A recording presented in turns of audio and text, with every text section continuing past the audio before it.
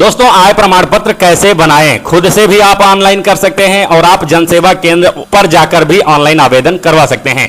यदि आपके पास जनसेवा केंद्र की आईडी है तो बहुत अच्छा है, और या फिर आपके पास जनसेवा केंद्र की आईडी नहीं है, आप सिटीजन हैं, उत्तर प्रदेश के निवासी हैं और आप चाहते हैं कि खुद से मैं ऑनलाइन आय प्रमाण पत्र बना लूं, तो आप इस तरीके से आय प्रमाण पत्र बना पाएंगे। तो चलिए वीडियो को शुरू करते हैं और सब कुछ स्टेप बाय स्टेप समझा देते हैं। तो सबसे पहले गूगल पर आना है और यहां पर टाइप करना है ई डिस्ट्रिक्ट यूपी और सर्च करना है कुछ इस प्रकार से, और आपके सामने देखेंगे तो पहली वाली वेबसाइट आ जाएगी ई डिस्ट्रिक्ट उत्तर प्रदेश। इसी पर क्लिक करना है। जैसे ही यहां पर क्लिक करेंगे अब आपके सामने ई डिस्ट्रिक्ट का पोर्टल खुल जाएगा। इसका लिंक भी मैं वीडियो के डिस्क्रिप्शन में डाल दूंगा, आप डायरेक्ट ही वहां पर क्लिक करके इस वाले पेज पर आ जाएंगे। अब यहां पर आने के बाद कोने में देखेंगे तो लॉगिन बटन लिखा हुआ है, लॉगिन का ऑप्शन है, इस पर क्लिक करेंगे तो आप देखेंगे नीचे 4 ऑप्शन खुल जाता है। तो यदि आपके पास जनसेवा केंद्र की आईडी है तो आप ई डिस्ट्रिक्ट लॉगिन पर क्लिक करेंगे, और यदि आपके पास जनसेवा केंद्र की आईडी नहीं है तो आप सिटीजन लॉगिन ई साथी पर क्लिक करेंगे। सिटीजन वालों के लिए बता देते हैं, उत्तर प्रदेश के निवासी यदि आप हैं और आप खुद से ऑनलाइन करना चाहते हैं तो यहां पर क्लिक करने के बाद नवीन उपयोगकर्ता पंजीकरण लिखा हुआ है, इस पर क्लिक करेंगे। अब यहां पर क्लिक करने के बाद आप इस वाले फॉर्म को भर देंगे और सुरक्षित कर देंगे, तो आपकी आईडी और पासवर्ड दोनों यहां पर बन जाएगा। अब आईडी पासवर्ड बन जाने के बाद आप फिर से वहीं चले आएंगे उसी पेज पर, और यहां पर आप आईडी और पासवर्ड डाल करके यही वाला कैप्चा डाल करके सबमिट करेंगे तो आप लॉगिन हो जाएंगे। और इसी प्रकार से यदि जनसेवा केंद्र की आईडी है तो यहां पर क्लिक करेंगे ई डिस्ट्रिक्ट पर, और लॉगिन टाइप में ई डिस्ट्रिक्ट सीएससी यूजर सेलेक्ट करेंगे। उसके बाद यूजर नेम अपना डालेंगे, पासवर्ड अपना डालेंगे और ये वाला कैप्चा इस वाले बॉक्स में डाल करके लॉगिन बटन पर क्लिक करेंगे। तो देखिए हमने आईडी और पासवर्ड और कैप्चा तीनों डाल लिया है। चलिए अब से लॉगिन बटन पर क्लिक कर लेते हैं। जैसे ही लॉगिन बटन पर क्लिक करेंगे अब आप देखेंगे तो ई डिस्ट्रिक्ट का पोर्टल आपके सामने लॉगिन हो जाता है। अब यहां से आप बहुत सारी सुविधा है ग्राहकों को दे सकते हैं। तो जैसा कि आज का टॉपिक है आय प्रमाण पत्र ऑनलाइन कैसे करें, तो मैं सीएससी यूजर हूं और सीएससी के थ्रू मैं आय प्रमाण पत्र ऑनलाइन आवेदन कर रहा हूं। इसी तरह से जब आप सिटीजन लॉगिन करेंगे ई साथी वाले पेज पर, तब भी आप यहीं पर चले आएंगे, इसी पेज पर पहुंच जाएंगे। तो यहां पर आने के बाद सबसे ऊपर ही देखेंगे तो प्रमाण पत्र का ऑप्शन है, और यहीं पर आप देखेंगे तो तीसरे नंबर पर ये देखिए आय प्रमाण पत्र, इसी पर क्लिक करना है।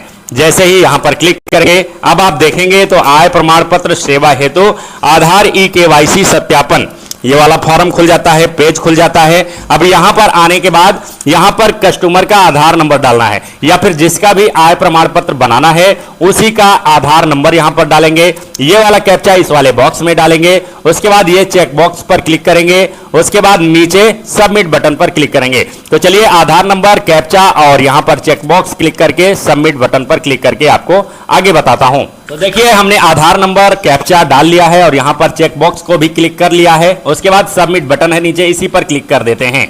जैसे ही यहां पर क्लिक करेंगे अब आप देखेंगे तो आपके आधार रजिस्टर्ड मोबाइल नंबर पर, मतलब जिसका आप आवेदन कर रहे हैं उसके आधार रजिस्टर्ड मोबाइल नंबर पर इसी नंबर पर एक ओटीपी जाएगी, और वो मोबाइल नंबर यहां पर दिखाई देता है 4 अंक। जो मोबाइल नंबर आपके इनके आधार कार्ड में लगा है वो मोबाइल नंबर भी यहां पर दिखाई देता है। अब इसी नंबर पर 6 अंकों की ओटीपी गई है, उस ओटीपी को डाल करके सबमिट करेंगे। अब देखिए दोस्तों हमने यहां पर ओटीपी डाल लिया है, अब सबमिट बटन पर क्लिक भी कर दिया है। अब आप देखेंगे तो आपके सामने पूरा आय प्रमाण पत्र हेतु आवेदन पत्र का फॉर्म पूरा खुल जाएगा।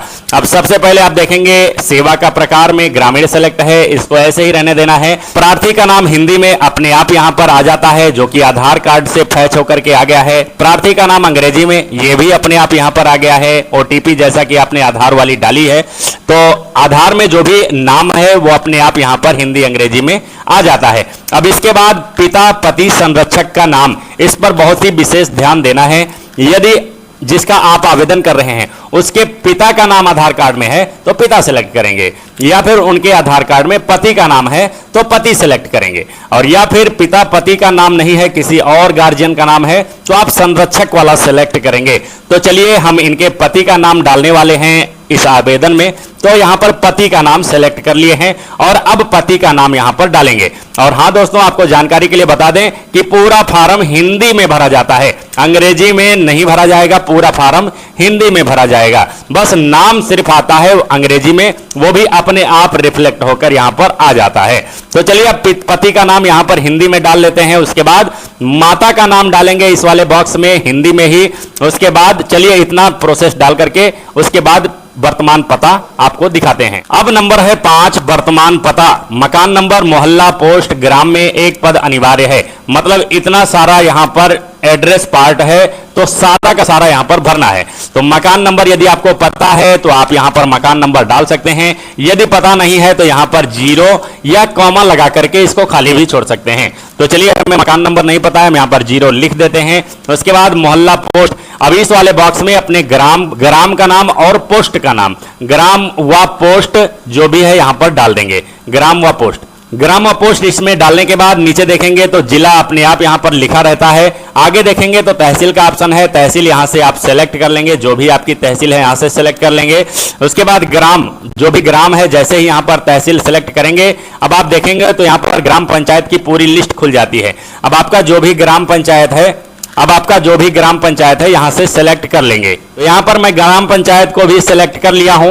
अब आप देखेंगे तो यहां पर मकान नंबर, ग्राम व पोस्ट और जिला, तहसील और ग्राम का नाम सब कुछ यहां पर भर लिया है। अब इसके बाद नीचे एक ऑप्शन है अस्थाई पता उपरोक्त और एक चेक बॉक्स का निशान बना हुआ है। अब इसी चेक बॉक्स पर आपको क्लिक कर देना होता है। जैसे ही उपरोक्त वाले पर क्लिक करेंगे अब आप देखेंगे तो जो पता मैंने ऊपर पूरा भरा है वही पता इस वाले बॉक्स में भी ऑटोमेटिक भर करके आ गया है। अब यहां पर कुछ नहीं करना है। आगे ऑप्शन है 11 नंबर मोबाइल का। तो चलिए थोड़ा सा ऊपर चलते हैं और पूरा भर के आगे का दिखाते हैं।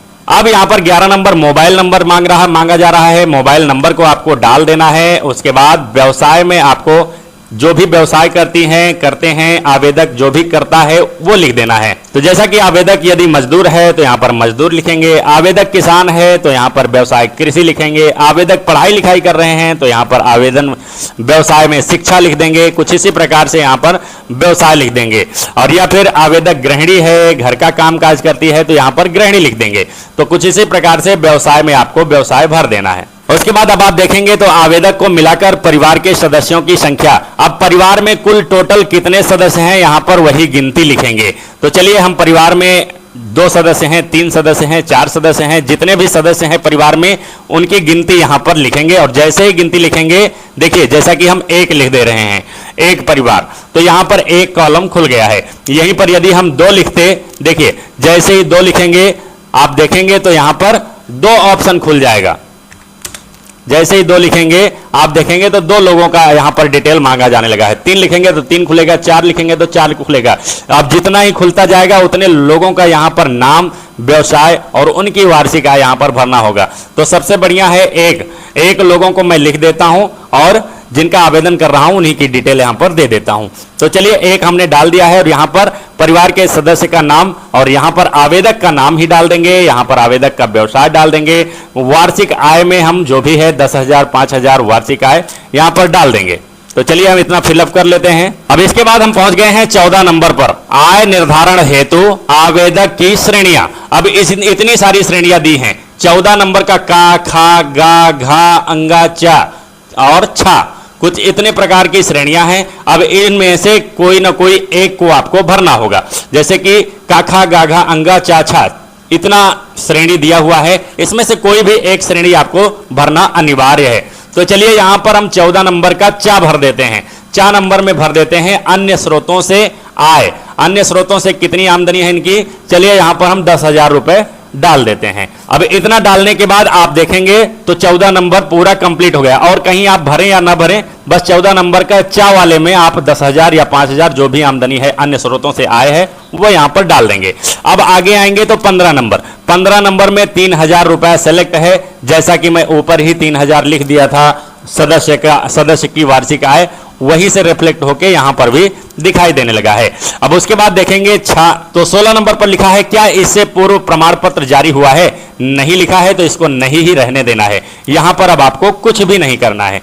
अब 17 नंबर राशन कार्ड संख्या या परिवार आईडी, यदि आवेदक का राशन कार्ड पहले से बना है तो यहां पर राशन कार्ड का नंबर दिखाई देने लगता है। और यदि राशन कार्ड पहले से नहीं बना है तो यह ऑप्शन खाली दिखाई देता है। तो यहां पर आपको कुछ नहीं करना है। या फिर फैमिली आईडी है तो फैमिली आईडी का नंबर यहां पर डाल देना है। और यदि पहले से भरा है तो इसको ऐसे ही रहने देना है। और उसके बाद आप 18 नंबर देखेंगे तो यहां पर लिखा है आवेदन शुल्क का भुगतान कर दिया है, हाँ लिखा हुआ है, इसको भी ऐसे ही रहने देना है, यहां पर कुछ भी नहीं करना है। अब आप बात समझिए, सिर्फ 14 नंबर का 4 नंबर भर देना है, तो उसके बाद 18 नंबर तक आपको कुछ नहीं करना है, 19 नंबर पर आ जाना है।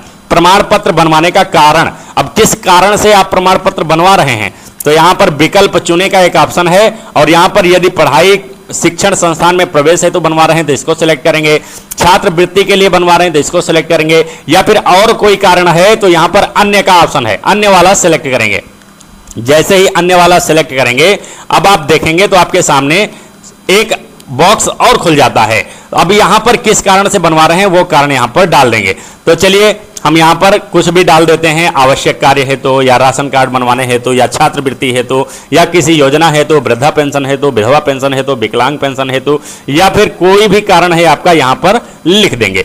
इतना लिखने के बाद नीचे देखेंगे तो 20 नंबर पर अब पहुंच चुके हैं। तो 20 नंबर पर चुने का ऑप्शन आया हुआ है। अब यहां पर आपको चुनना होगा, फोटो आपको यहां पर लगाना होगा, और यदि आपके पास जनसेवा केंद्र की आईडी नहीं है, आप खुद से ऑनलाइन आवेदन कर रहे हैं, तो यहां पर स्वप्रमाणित घोषणा पत्र भी आपको चुनना होता है। तो हम जनसेवा केंद्र वाले हैं, जनसेवा केंद्र की आईडी से लॉगिन कर रहे हैं और ऑनलाइन कर रहे हैं, तो स्वप्रमाणित घोषणा पत्र दें या ना दें चल जाएगा। तो चलिए यहां पर फोटो पहले नंबर पर है तो फोटो को सिलेक्ट कर लेते हैं। जैसे ही फोटो पर सिलेक्ट करेंगे, अब आप देखेंगे तो 21 नंबर खुल करके आ गया है, आधार की फोटो अपलोड करें। अब यदि आप चाहते हैं कि आधार कार्ड में जो फोटो है वही फोटो आय प्रमाण पत्र में भी लग जाए, तो इस चेक बॉक्स को क्लिक करेंगे। चलिए हम चाहते हैं कि हमारा आधार कार्ड वाला ही फोटो आय प्रमाण पत्र में लग जाए, तो हमने चेक बॉक्स को क्लिक किया, और जैसे चेक बॉक्स पर क्लिक किया, फोटो यहां पर अपलोड होकर के आ गया है। फोटो दिखाई नहीं पड़ती है अभी कुछ इसी प्रकार से अपलोड होकर के दिखाई देती है। इसी तरह से सिटीजन लॉगिन में भी अपलोड करना होता है। या फिर आप चाहते हैं कि आधार वाली फोटो ना लगे, तो आपको इस चेकबॉक्स को क्लिक नहीं करना है, और आपको चूज फाइल करके अपना फोटो चूज कर लेना है और अपलोड करना है, तब भी आपका फोटो इसी तरह से अपलोड हो जाएगा। चलिए हमारा यहां पर फोटो अपलोड हो गया है। अब शीर्षक में दूसरा नंबर सेलेक्ट करेंगे हम, जैसा कि चाहें तो राशन कार्ड है तो राशन कार्ड की फोटो कॉपी आप अपलोड कर सकते हैं, या फिर नौकरी करने वाले हैं तो वेतन पर्ची मिलती होगी उसको यहां से अपलोड कर सकते हैं। यदि इसमें से कोई डॉक्यूमेंट नहीं है तो अन्य वाला ऑप्शन है, इस पर क्लिक करेंगे। चलिए अन्य पर क्लिक करने के बाद अब यहां पर आप चाहें तो Aadhaar card, voter card, PAN card, driving licence, खसरा खतौनी, कुछ भी आप जो भी डॉक्यूमेंट आपका अपलोड करना चाहते हैं आप वो डॉक्यूमेंट का नाम यहां पर लिखेंगे और अपलोड कर देंगे। तो हम चाहते हैं आधार कार्ड को अपलोड करें, तो यहां पर आधार कार्ड टाइप करेंगे, आधार कार्ड को, लेकिन हिंदी में ही टाइप करना है, अंग्रेजी में बिल्कुल भी टाइप नहीं करना है। तो यहां पर आधार कार्ड हम हिंदी में टाइप करके लिख देते हैं। देखिए हमने आधार कार्ड यहां पर लिख दिया है। अब आधार कार्ड लिखने के बाद चूज फाइल करेंगे, और जहां भी आधार कार्ड को रखे हुए हैं वहां से आधार कार्ड को सिलेक्ट करेंगे। देखिए हमने यहां से सिलेक्ट कर दिया। अब यहां पर फाइल का नेम आ गया है। अब अपलोड बटन है, इसी पर क्लिक करेंगे।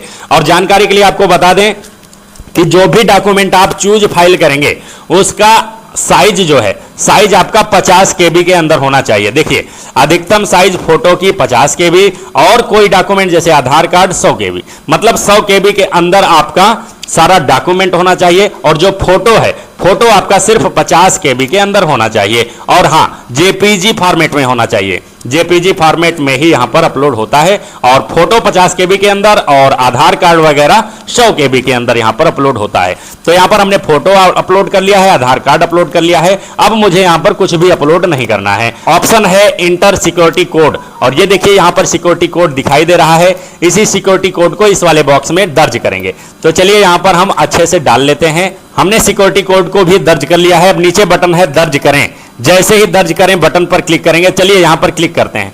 जैसे ही दर्ज करेंगे क्लिक करेंगे, आप देखेंगे तो यहां पर आपका पूरा फॉर्म जो रिव्यू है, आपने जो कुछ भी फॉर्म में ऑनलाइन किया हुआ है सब कुछ यहां पर अब दिखाई देने लगा है। आय प्रमाण पत्र हेतु आवेदन, यहां पर आवेदक का फोटो दिखाई देने लगता है, आवेदक का नाम, आवेदक के पति का नाम, आवेदक की माता का नाम, आवेदक का मोबाइल नंबर, आवेदक का पूरा पता, और सारी डिटेल यहां पर दिखाई देने लगती है। और नीचे आप देखेंगे तो आमदनी आपकी क्या लगी हुई है, आपने क्या लगाया हुआ है, सब कुछ दिखाई देने लगता है।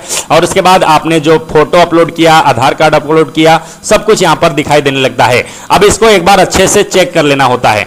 जब आप यहां पर पहुंचे तो पूरा फॉर्म एक बार अच्छे से चेक कर लें। यदि कोई गड़बड़ी है, नाम वगैरह गलत फिल हो गया है या फिर कुछ चीज गलत लिख गई है तो आप अभी आवेदन संशोधन करें, आवेदन संशोधित करें। इस पर क्लिक करके आप फिर से उसी फॉर्म पर पहुंच जाएंगे और फॉर्म को सही करके फिर से दर्ज करेंगे तो आप यहीं पर पहुंच जाएंगे। आप यहां से संशोधन कर सकते हैं। तो जैसा कि हमारा पूरा फॉर्म सब कुछ अच्छे से भरा हुआ है, अब नीचे बटन है दर्ज करें। अभी यह फॉर्म पूरा कंप्लीट नहीं हुआ है, अभी आप थोड़ा और इंतजार कीजिए। अभी यहां पर फीस भी कटवाना होता है। अब दर्ज करें बटन है, इस पर क्लिक करेंगे। जैसे ही यहां पर क्लिक करेंगे अब आप देखेंगे तो आपको रिडायरेक्ट कर दिया जाता है सीएससी के वॉलेट पेज पर। देखिए कुछ इस प्रकार से सीएससी वाले वॉलेट पेज पर ट्रांसफर कर दिया गया है। और यहीं पर यदि आप सिटीजन कॉर्नर से ई साथी पोर्टल से कर रहे हैं तो आपको डायरेक्ट ट्रांसफर कर दिया जाता है क्यूआर कोड पर। आप क्यूआर कोड को स्कैन करके पेमेंट कटवाते हैं 15 रुपए का। आप खुद से करेंगे तो 15 रुपए का चार्ज कटता है, वहीं जनसेवा केंद्र वाले करते हैं तो 30 रुपए का चार्ज कटता है। तो देखिए यहां पर सीएससी वॉलेट पेज पर मैं आ गया हूं और यहां पर सीएससी आईडी दिखाई देती है और पासवर्ड में सीएससी वाला पासवर्ड डालेंगे और नीचे बटन है वैलिडेट का, इसी पर क्लिक करेंगे। जैसे यहां पर क्लिक करेंगे अब आप देखेंगे तो आपसे वॉलेट का पिन भी मांगा जाने लगा है। अब सीएससी का वॉलेट पिन यहां पर डालना है। सीएससी सेंटर का जो वॉलेट पिन है वो पिन यहां पर डालेंगे और पे बटन है नीचे, इसी पर क्लिक करेंगे।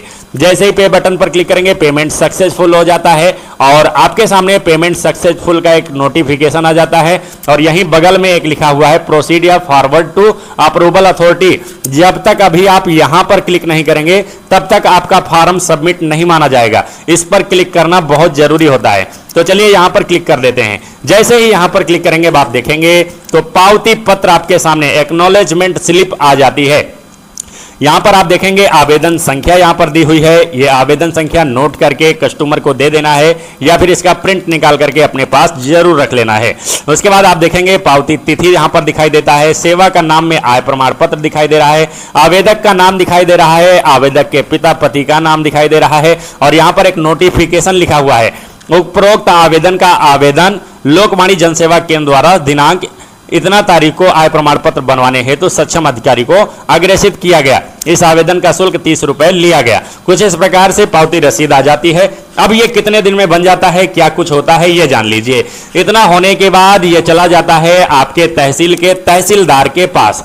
अब तहसीलदार साहब उसको भेजते हैं आपके एरिया लेखपाल के पास। लेखपाल साहब उस पर जांच करके रिपोर्ट लगाते हैं और उसको वापस से भेजते हैं तहसीलदार साहब के पास और तहसीलदार साहब उसको वेरीफाई करके भेज देते हैं जनसेवा केंद्र के इनबॉक्स में। और ये ज्यादातर केस में 4 दिनों में बन जाता है और बहुत ज्यादा समय यदि लगता है तो 15 कार्य दिवस के अंदर ये बनकर रेडी हो ही जाता है। तो आशा करता हूं दोस्तों वीडियो पसंद आया होगा। वीडियो से आप आय प्रमाण पत्र ऑनलाइन आवेदन करना सीख गए होंगे। यदि वीडियो पसंद आया है तो वीडियो को लाइक कर दीजिए। यदि चैनल पर नए हैं तो चैनल को जरूर सब्सक्राइब कर लीजिए, क्योंकि हम इसी प्रकार के जानकारी भरे वीडियोज आप सभी के लिए लाते रहते हैं और आगे भी लाते रहेंगे। तो चलिए दोस्तों बाय बाय, मिलता हूं किसी नेक्स्ट वीडियो में। तब तक के लिए बहुत बहुत धन्यवाद। जय हिंद दोस्तों।